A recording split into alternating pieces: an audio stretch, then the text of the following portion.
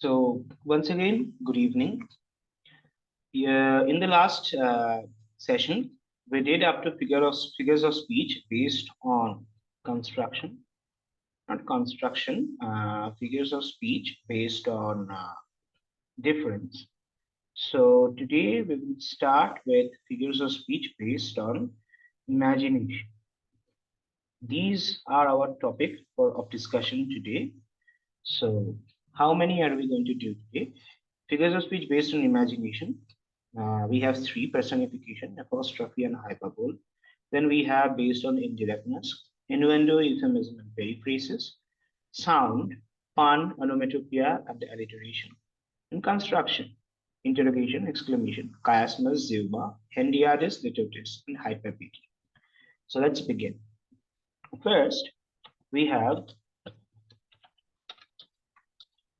personification. So as the name suggests, it personifies something. Let's take an example. So what happens here is that human attributes are given to inanimate or non-human objects. If we say like the sea, no, there's a thirsty earth,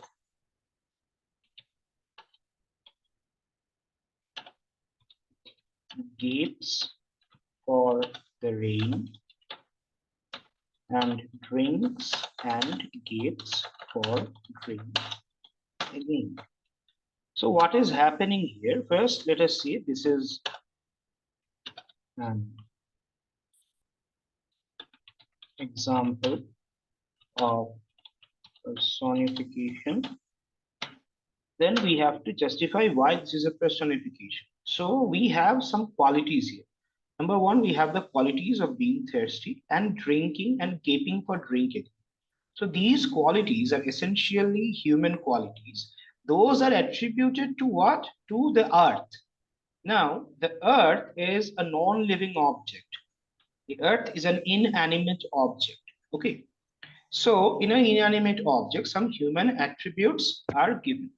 That is why this is an example of personification. So how should we write it? We should write whatever we have spoken just now. So the logic is here, thirsty gapes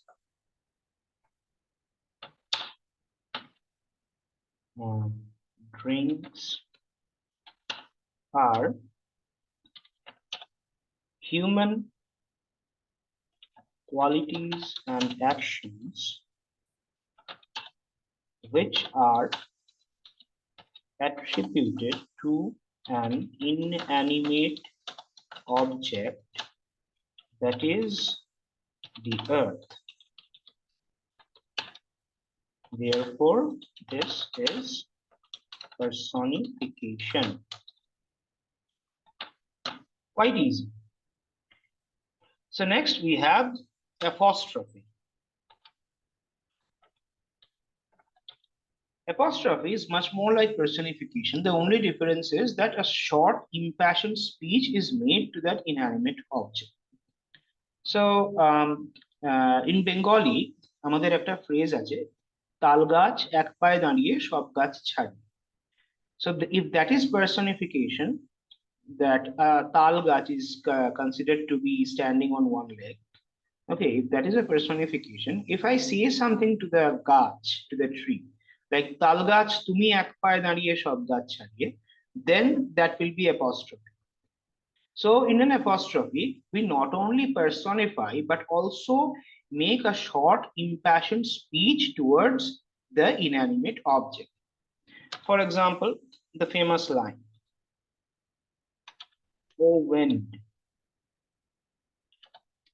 if winter comes, can spring be far behind?" This is also an example of interrogation, but we will come back to that later. So this is an example of apostrophe. So what is being done here? Wind is an inanimate object, and the poet is addressing the wind, and making a short impassioned speech to the will. That is why this is an apostrophe. So how should we write it? Here, short impassioned speech is addressed towards an inanimate object, the wind. So this is an apostrophe. Quite easy.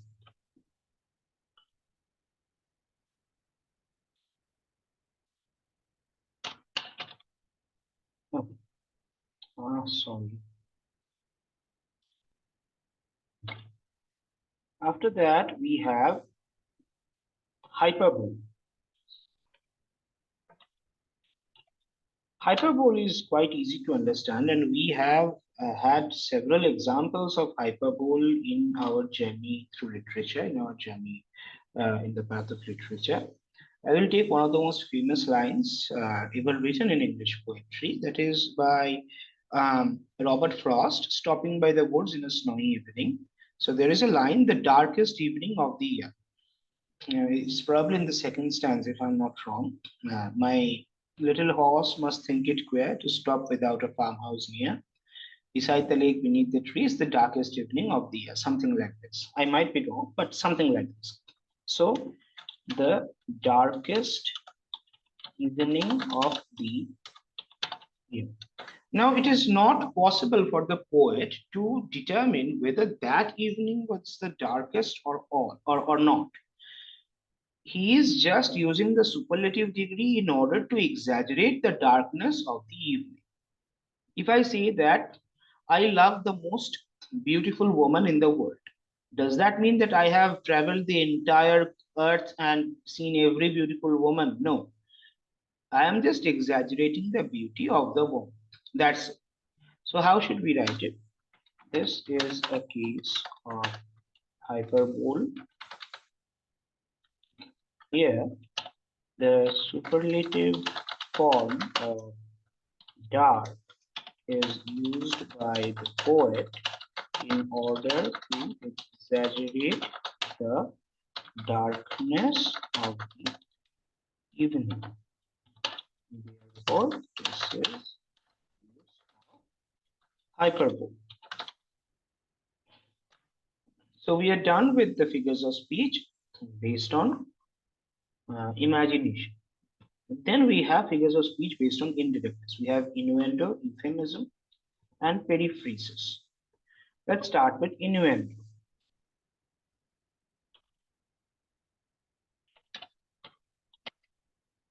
Innuendo is very interesting. Innuendo is an oblique insinuation.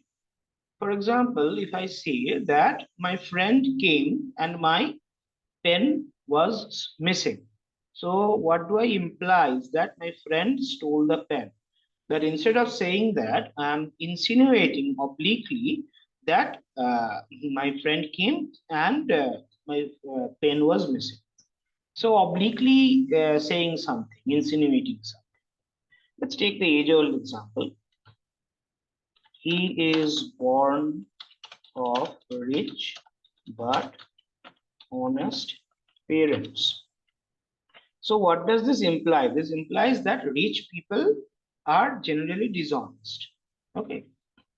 So this is an example of innuendo. Here we find an oblique insinuation that rich people are generally dishonest. So this is an innuendo. Just writing one or two lines of the logic will suffice. Following innuendo, we have euphemism. Euphemism is when a hard fact is said in an agreeable way, in a softened and much more agreeable. Like if I say that he died, that might sound very harsh. But if I say he will not come anymore, or uh, he does not walk the path anymore. There is a phrase in there is a song in Bangla, যখন পড়বে না মোর পায়ের চিহ্ন এই পাটে. So my footsteps will not appear on this ground. It means. So what does it imply? That when I will die.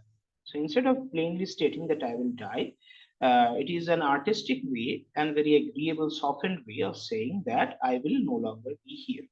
Euphemism is generally used in case of sad things like sad things happening to people like death or disown or something like that. So let's take the example.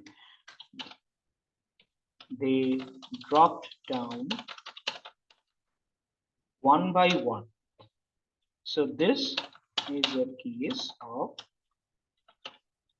euphemism. Here the harsh fact that they died one by one is presented in a much softened and agreeable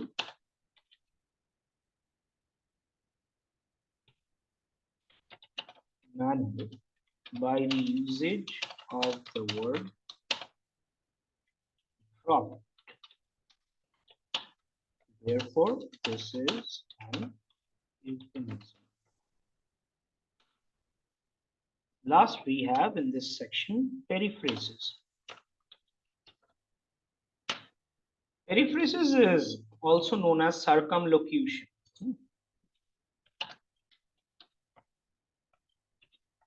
Circumlocution. It is saying something in a roundabout way.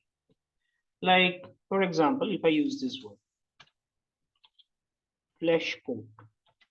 What does this mean? This means that it refers to a skin. Now, skin is not being said as skin. It is referred to as flesh coat. Okay. So, in a roundabout way, in Bengali, we say ghuriye naak dekhano, something like that.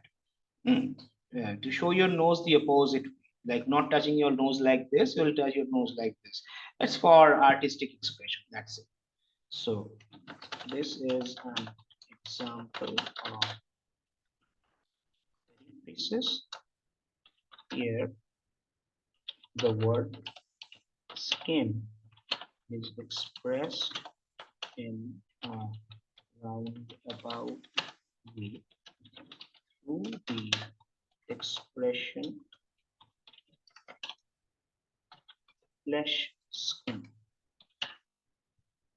So this is periphrases. What do we have next? Figures of speech based on sound. We have three: pun, onomatopoeia, and alliteration. So let's start with pun. Puns are famous. We have all seen several Facebook and Instagram pages filled with puns because puns are absolute favorites of people. So pun actually, in a pun, people play with the sound of the words. For example, let's take this for example. If a woman loses her husband, she pines for a second. Now the word pines means that she's very sorry, very unhappy. So this has a double meaning. Puns have double meanings. So this sentence has an ambiguity, has ambiguities. There are two meanings. First of all, it means that if a woman loses her husband, she pines for only 1 second. That is very short time. She doesn't care about her husband. And secondly, it means that if a woman loses her husband, she pines for a second husband. That means she is eager for another husband and she is sorry that she is not getting another husband. I know, very misogynistic, but still, it more or less explains my point. An example of pun. Puns are used not to offend people. It is used to create a very base kind of humor, you might say.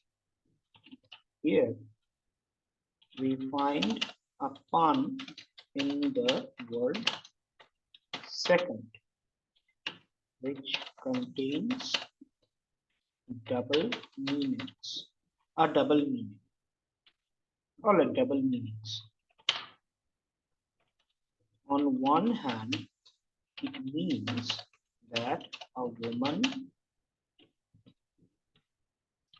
grieves for her husband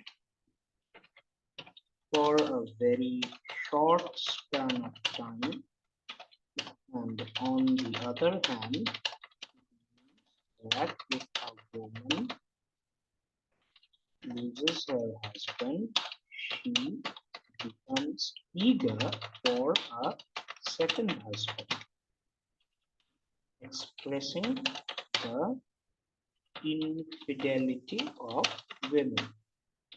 So this is a pun.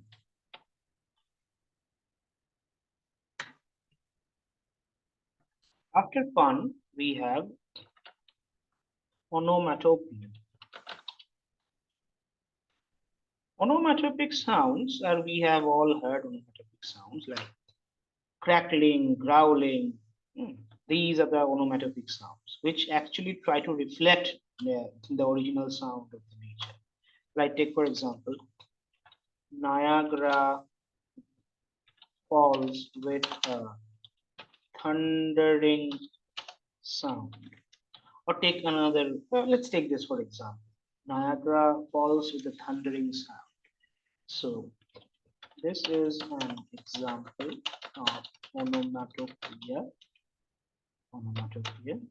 Here the word thundering exactly attempts to imitate original natural sound of the Niagara waterfall falling from a great height. So this is onomatopoeia. Lastly, we have alliterations. Alliteration is when the same sounds are repeated. I hope you all are familiar with Harry Potter.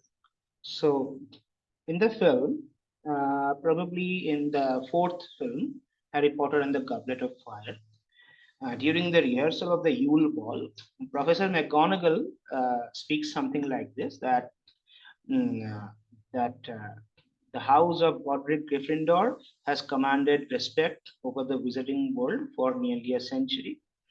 I will not allow you to tarnish that name by some babbling band of devils, something like this. So that is an alliteration with the same consonant sound is repeated. Mind you, some of you have this misconception that if only the alphabets are repeated, then there is an alliteration. That's not the case. These are figures of speech based on sound, not what we write. It's about the sound. So alliteration only happens if consonant sounds are repeated.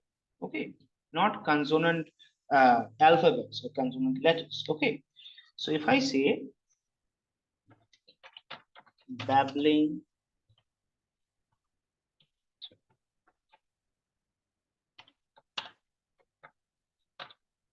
bumbling,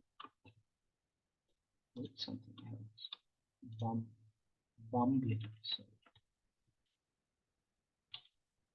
Babbling, bumbling, band of baboons.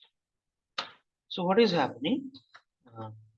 This is the case of alliteration. Here the consonant sound of ba is repeated in 4 successive words: babbling, bumbling, band, and baboons. Therefore, This is an alliteration. Mind you, it is not the word, not the alphabet, but the sound. Ba is a consonant sound. As we know, there are a total of 24 consonant sounds in English phonetics. So if they are repeated, then it is called alliteration. Okay. Actually, it's not called alliteration. It's technically called consonants. And if they are stressed, only then we can call it alliteration. But for the sake of simplicity, I am just maintaining the discussion to this. We will discuss that when we will discuss the phonetics or sounds of English language. We will do that later. Next, we have figures of speech based on construction. Let's do interrogation and exclamation first.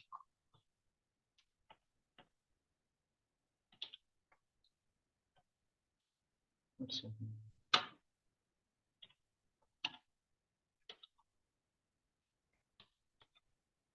Interrogation. Interrogation, simply put, is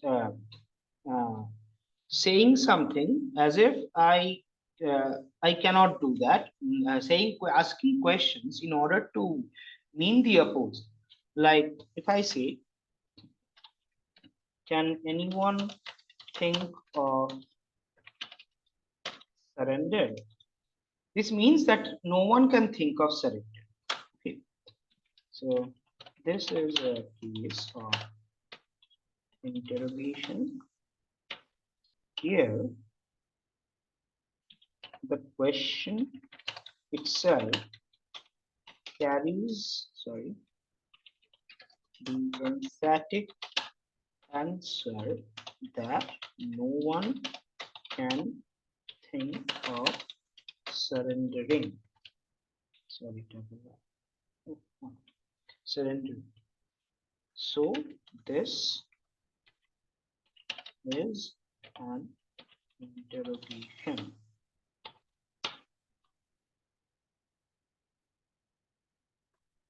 Then we have exclamation. What's the number? Exclamation number 11.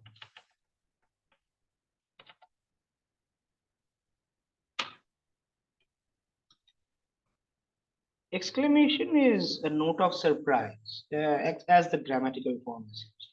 Like if I say, oh, horror, I use this. Oh, horror, horror.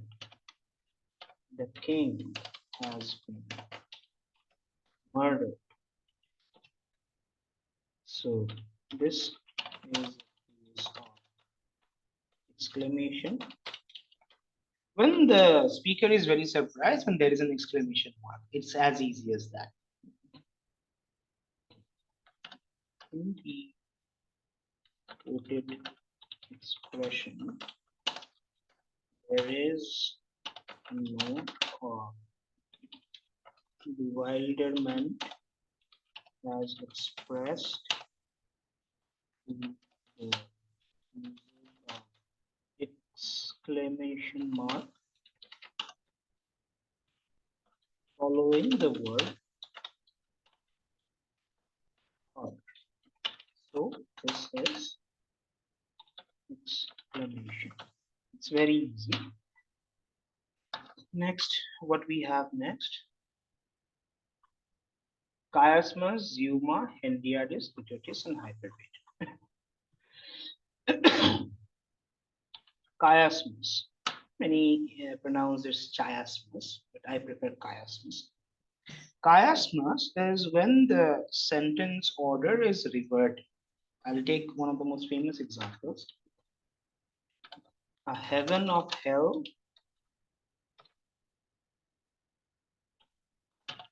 a hell of heaven, paradise. Or even more famous, perhaps, beauty is truth, truth, beauty. So this is an example of chiasmus. Here, the word order has been, the word order of beauty is truth is inverted in the following expression as with beauty for the sake of emphasis. So this is chiasmus. After that, we have Hendiadys. Okay, Zoom will end in 10 minutes. I'll try to do this entire stuff in 10 minutes. So let's see. Hendiadys is when one one complex idea is expressed in two different expressions, like perfumes and flowers fell in showers. So the expression is perfume flowers. This is a case of Hendiadys. Here, the complex expression of perfumed flowers is expressed through two nouns, perfumes and flowers, and the conjunction, and they are joined by the conjunction and. So in Hendiadys, there will be a conjunction. So this is Hendiadys. Next, we will go to Zeugma. Zeugma is very simple. When one verb serves two nouns, I'll give an example. The feast and the noon grew high. So feast and noon, this is a case of Zeugma. So in this sentence, feast and noon, they are two nouns and they are served by one single verb, that is grew. Okay, that is why this is a Zeugma. Here, two nouns, feast and noon, are served by the same verb grew. So this is Zeugma. After that, we have litotes. Litotes is, instead of plainly saying it using a negative. Like if I say I am a clever person, I'll say I am no fool, something like this. So I am no fool. This is the case of litotes. Here, instead of plainly stating that the speaker is clever, he is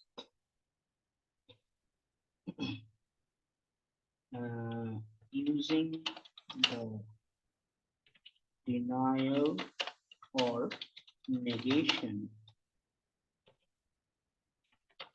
of its contrary in the expression fool. So this is litotes. So if I say I am allowed everywhere, I will say I am not disallowed anywhere. So negation of the contrary of the idea. Finally, we have hyperbaton. Hyperbaton is just juggling of, it's also called inversion. It's like the grammatical order is inverted for the sake of poeticness. If I say, much have I traveled in the realms of gold. So grammatical order has been inverted.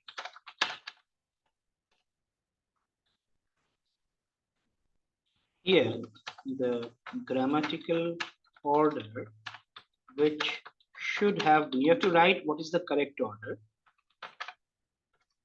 I have traveled much in the realms of gold is inverted for the sake of poeticness.